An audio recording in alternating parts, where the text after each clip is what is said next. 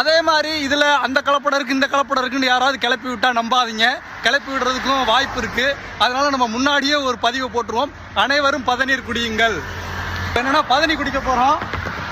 பதனியில் பார்த்தீங்கன்னா டைரெக்டாக வந்துடுவோம், நன்மைகளை பற்றி சொல்ல ஆரம்பிச்சிருவோம்.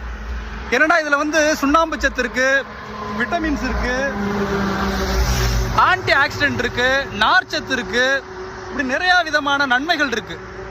உடம்பு ரொம்ப குளிர்ச்சியானது இந்த பதநீர். நம்ம வந்து பதநீரை கண்டிப்பாக இந்த வெயில் காலங்களில் அருந்தணும். இது பார்த்திங்கன்னா நம்ம உடலில் இருக்கக்கூடிய உடல் சூட்டை வந்து போக்குது.